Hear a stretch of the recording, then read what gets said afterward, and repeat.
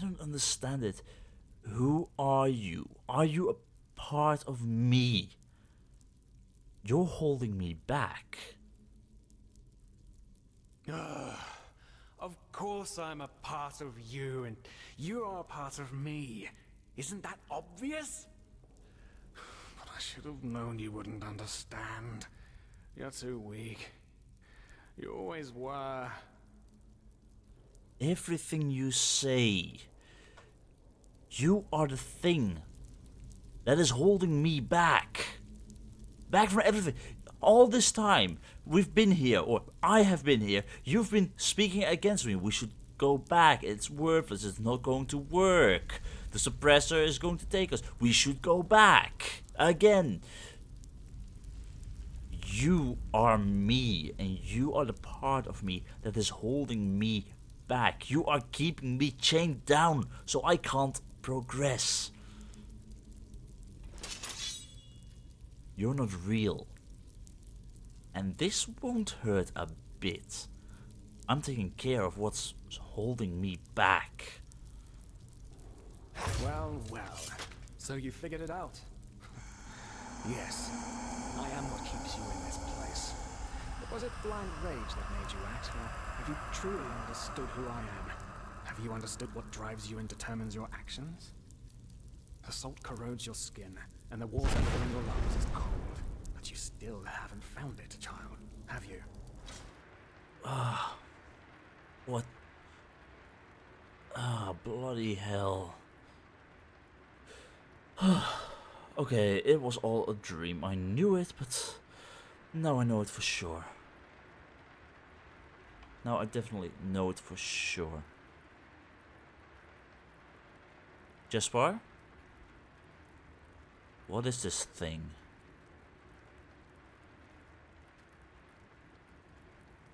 What is this place? Where are we? It's made of wood, but... Oh, hey. Good to see you awake.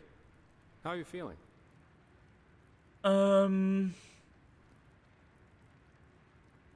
Fine and terrible and tired. Where are the others? Dunwar, Kalea, Master Barta? Where are they? Good question. The room was empty when I came here. Actually, that's quite weird now that you mention it.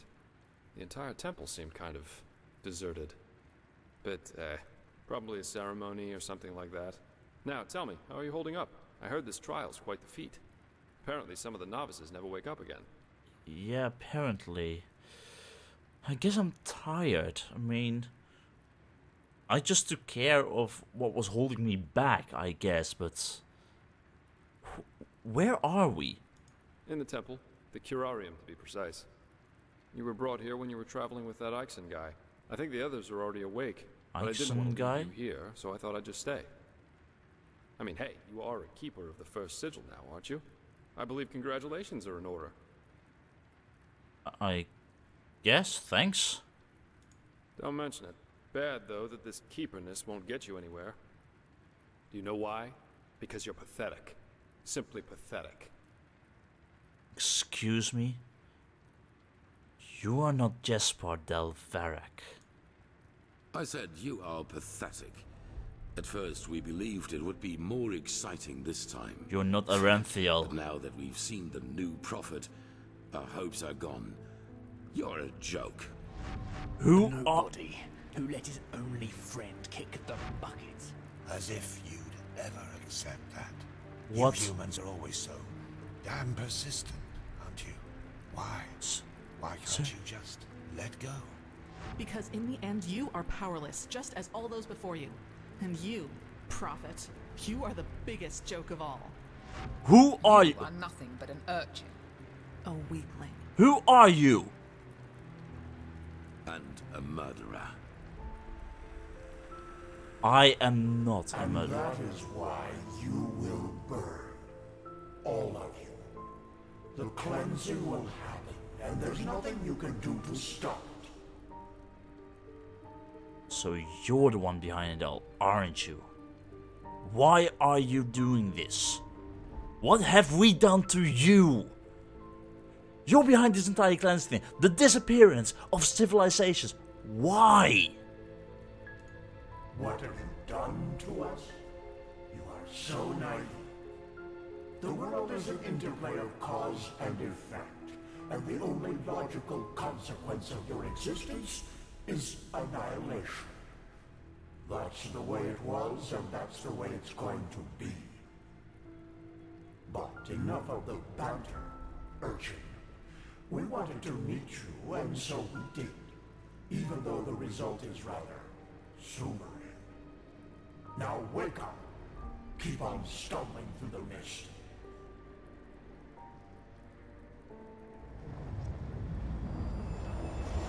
Who are you?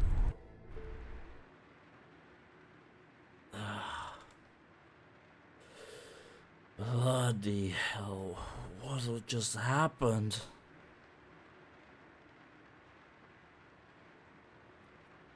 Dunwar? Dunwar? Kalaya? Thank Malphus. I was starting to think I was the only one. How are you? You look exhausted. After what I've experienced, I don't know. I had a bad dream. Nightmare. You did. That's probably one of the after effects of the potion, but it will pass, I'm sure of it. I doubt it. But it's good to see the Grandmaster was right after all. I woke up just a few hours earlier, and he was here in the meantime. He didn't doubt for a single second that you would make it. But I suppose mutual congratulations are in order. We made it. We passed the trial. And that makes us keepers now? Almost, yes. All that is left to do is to take the oath, and then Grandmaster Aranthiel will exalt us to the keepers of the first sigil. Speaking of whom, he also told me some things while you were asleep. About the Pyreans, about these dreams, and of course, about this cycle. Okay, so you're entirely up to date and This stuff. is so bizarre, really. At first we're told out of nowhere that the gods have died, and now humanity is on the brink of extinction. This is a lot to take in. Take deep breaths, take it easy, and it will hopefully turn out right. The death of the Lightborn is the best thing that could have happened to mankind. I figured, but what do you make of all of this? The cycle, this cleansing? Hard to say. I never had those dreams the Grandmaster talked about, even though I'm magically gifted. But then again, I always had the feeling that the Red Madness was more than an ordinary disease. Well, I suppose all of this explains a lot. Maybe. At least now I can understand why the Grandmaster was willing to break all the traditions of the Order just to get you exalted to be a keeper. According to him, most of our battle against the cycle will stand or fall with you. I wish I could say that with the same conviction as him. To be honest, I don't really think I've understood all of what's happening to me. I mean, it's all so much. Yes, I believe that. It's a great responsibility you've been given. And as impressive as your skills are, I would not want to change places with you. I don't think anyone would want to. So, what's the next step? Where do we go from here? Well, as I said, we both have to take the Holy Oath. You should talk to the Grandmaster as soon as you're ready. He's waiting for you in the Emporium. Wait, we both? Dunwar hasn't woken up yet. Right. Dunwar. The apothecary examined him about an hour ago, and it doesn't look good. No? It's likely that he'll never wake up again. Wait. He will die? He doesn't deserve that.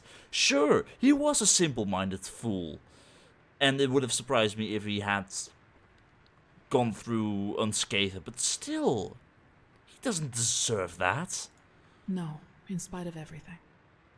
You know, Dunwar was one of those people who tried to gild their insecurity with boastful behavior.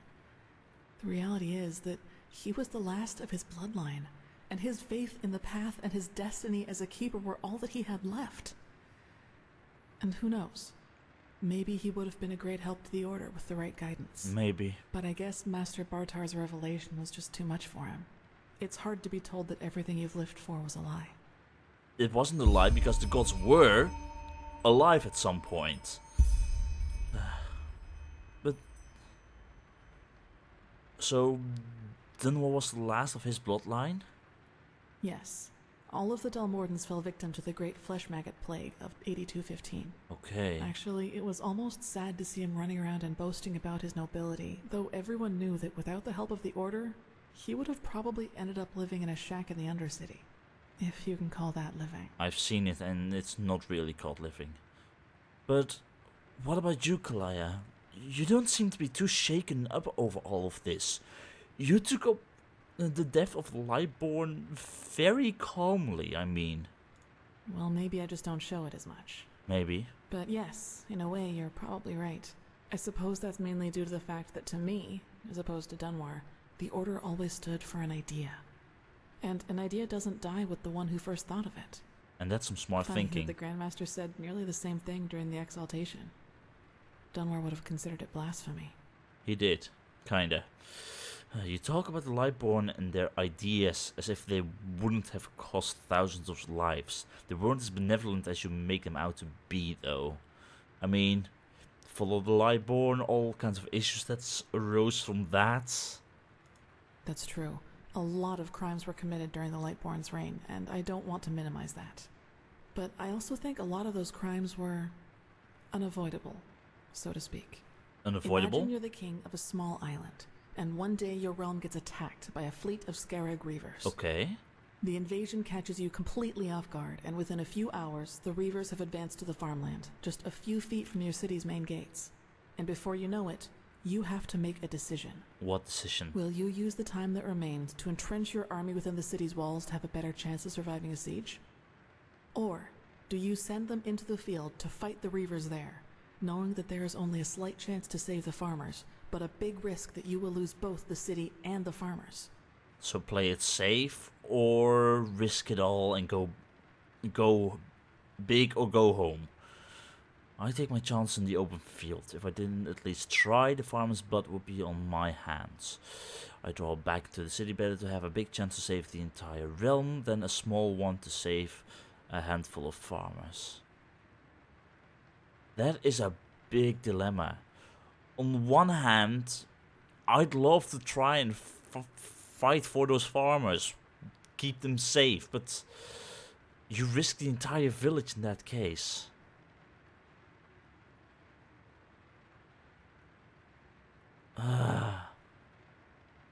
The better option most likely would be to stay in the city, but I'd try and take my chance in the open field. If I didn't at least try, the farmer's blood would be on my hands.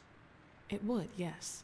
But what if your foray fails, and ends up being the reason why the Scarab can break through the city's fortifications? Wouldn't that too make you responsible for all the townsfolk they would kill once they got in? What That's I'm trying to also say true. is, it doesn't matter what you do. There will be people who will despise you for your decision. Yeah, that's true. If your attempt to rescue the farmers fails, you will be accused of having acted blindly and idealistically. And if you just stay in the city, they will say you didn't even try. Of course, there's a small chance the foray might work, but should decisions like that really be made as if they were a game of dice? Definitely As I not. said, I don't mean to absolve the Lightborn of their crimes, but I'd wager my left hand that they had a lot of similar decisions to make. Maybe. But it's an interesting thought. But speaking of Dunwar, what was that thing at the ritual place all about? He called you a witch. You were a witch in your own village. I knew the question would come eventually. If you don't want to talk about I it... suppose the answer depends on whether you're in the mood for some gloomy talk. Sooner or later, you'll hear it from someone else anyway, so why not from me first? Well, things can't get any more gloomy, so I wouldn't have asked if I weren't interested. Go ahead. If you want to talk about it, though. I mean, I can understand if you don't want to. As you wish. Where should I start? Maybe with the fact that I don't remember anything that happened before my 6th winter. I don't know where I was born, and I never got to know my parents. I'm sorry. But you don't remember? How come? I wish I knew.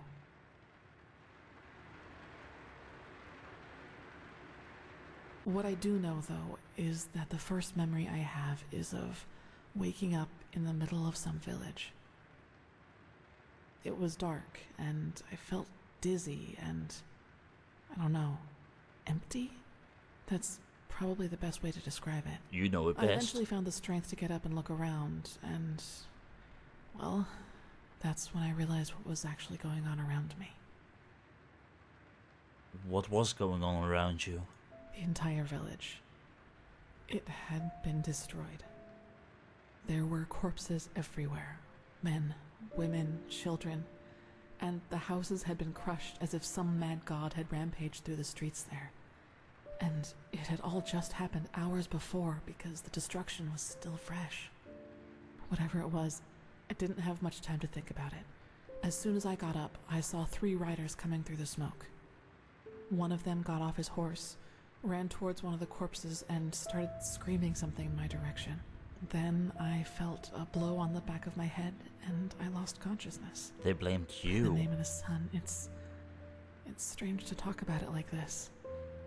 It's been so long, but the memory feels as if it had happened yesterday. They thought it was you. Why did those men attack you? I figured, thanks for trusting me with this. It must be hard to talk about it. Why did those men attack you in the first place? No, that's... if she wants to talk more about it, we'll let her talk more about it. Let's just be nice. This is hard for her. It's okay. Anyway, it turned out that the riders were men from the village who had gone hunting. They must have observed the... whatever it was from the distance and ridden back to the village. At least I think that's how it went. I guess I'll never find out.